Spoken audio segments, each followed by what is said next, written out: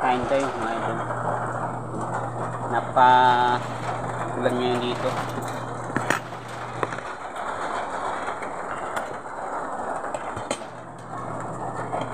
Maulan na umaga sa inyo lahat. Almusal tayo. Turay. Ito yung tatapahan. Nalaga na ito, pinuprinito ko. Tapos nagkilaw ako ng talong.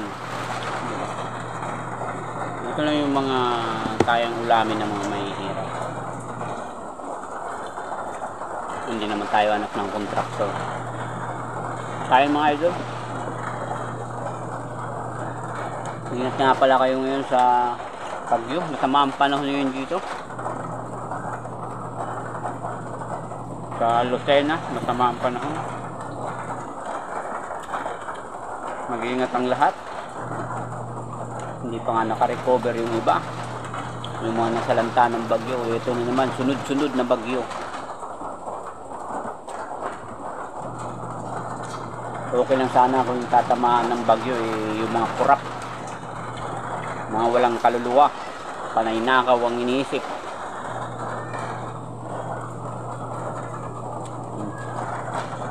Talong. Ito yung ulam ng hindi anak ng kontraktor.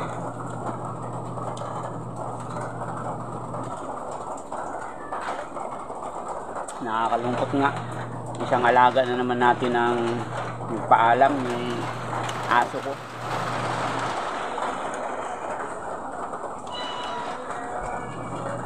Linibing ko lang ngayon, kalilibing ko lang. Yung blouse mo, dalhin mo na dito yung labahan mo lahat. Kumain ka na. Ayun, may pritong talong oh, saka toyo. Ito tira lang sa prito eh. Ha, diskarte na kayo ng maulam nyo dyan. Ayan, kanin, no? Ako na maglalaba. Hindi na. Ganitong buhay ko pag linggo. Wala namang gagawin.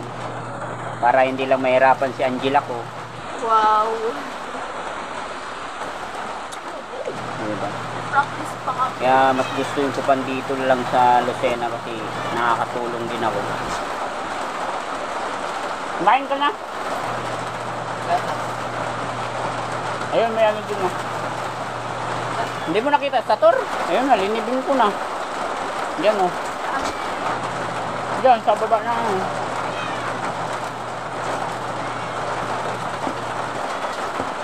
Ewan ko ba, bakit biglaan yung pagkakasakit ng mga hayop.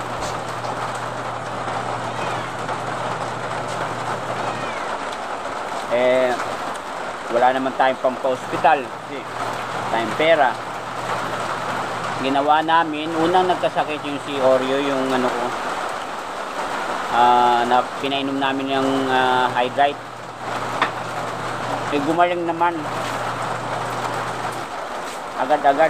Tapos yung sumunod naman yung isa kong aso, bali dalawa ngayong isa natitira, masama naman pakiramdam, nanghihina.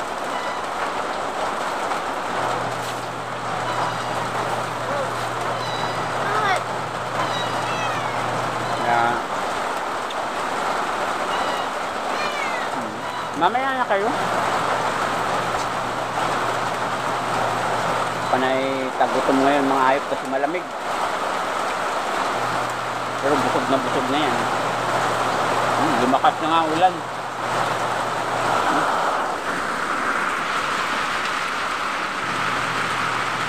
Yel. Lakas ng ulan dito. Yung sana masarap pang ulam oh. Yung nasa kulungan. May papaya din ako dito, kaya lang sayang. Okay. Mag-iingat ng lahat. Thank you for watching.